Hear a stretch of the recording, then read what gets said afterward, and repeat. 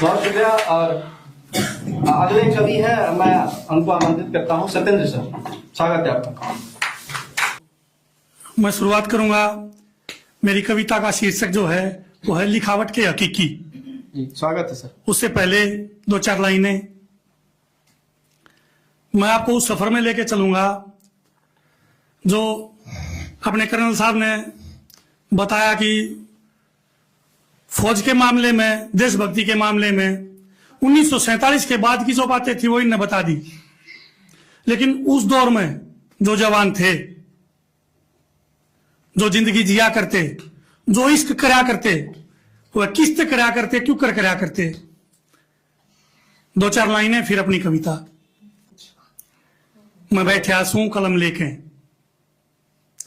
मैं बैठा सूं कलम लेके कि तेरे इश्क लिखूंगा, कि मैं बैठा सूं कलम लेके कि तेरे इश्क लिखूंगा, कि लिखूंगा वे पल सारे जो चेहरे पढ़ के लिखे से, तेरे अंगा की तारीफें, तेरे किस्सा की सब बातें।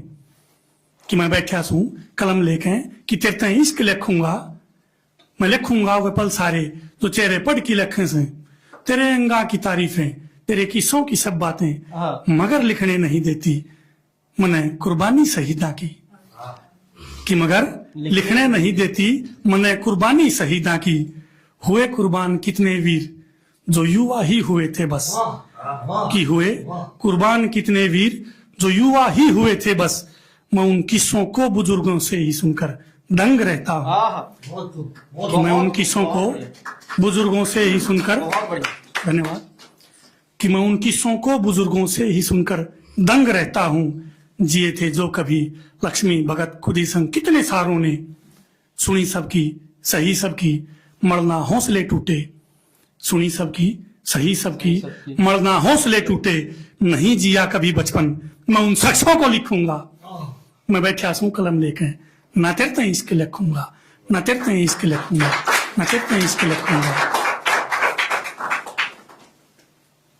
एक और शख्सियत ऐसी जिसने अपनी पूरी जिंदगी केवल एक सपने के ऊपर घुमा दी।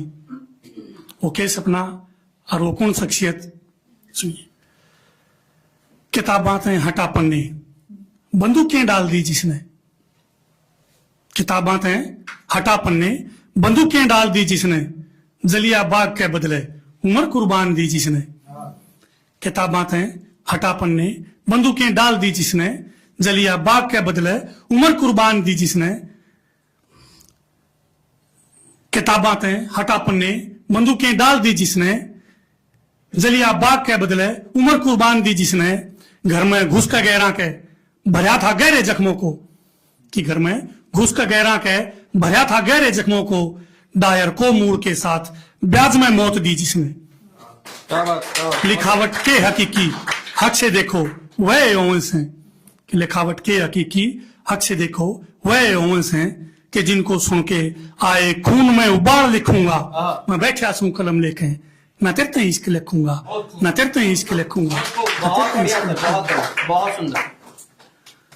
समझौता ज़मीर थे एक और शख्सियत। कर्नल साहब ने एक सेना में रहे हैं, उनको पता है कि सेना में कैसे संचालन होता है और अगर कोई बगावत करता है तो उसको क्या सजा मिलती है। तो इस बात का पता होते हुए भी कि भाई तेरे को क्या सजा मिलती है और फिर बगावत करना अपने आप में दिलेरी है।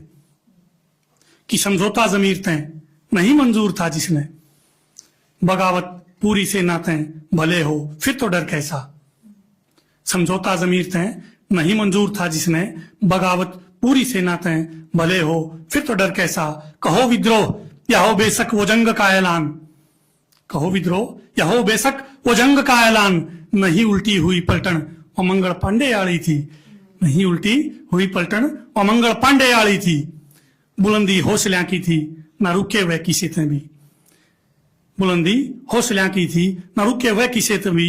लड़े जो बिन बंदूका के मैं वह जाबाज लिखूंगा, कि बैठा सूं कलम लेके ना तेरे इश्क लिखूंगा, ना तेरे इश्क लिखूंगा, ना तेरे इश्क लिखूंगा। बहुत बढ़िया।